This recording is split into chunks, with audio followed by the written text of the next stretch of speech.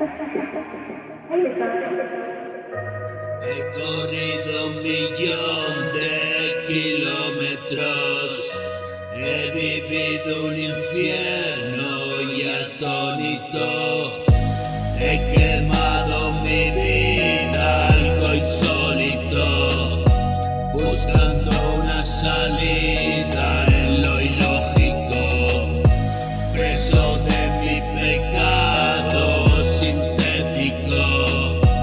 Morí de maravillas e histérico, oigo voces muy esquizofrénico, desayuno con antipsicóticos y meriendo mis antiepilépticos.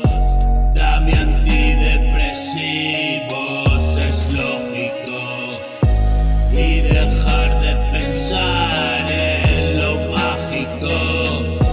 Tu calor me da paz, es mi júbilo.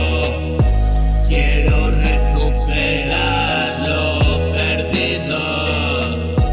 Otro día que emprendo el camino y aprender de la ruina que ha sido, y volar con el viento y un ruido.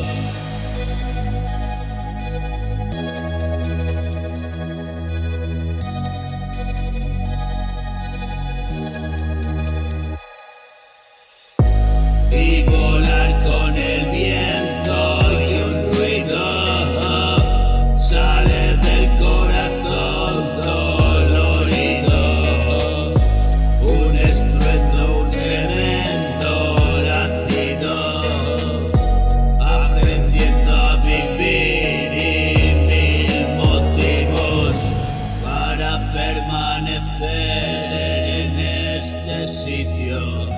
Mi cárcel de papel, mi pequeño espacio.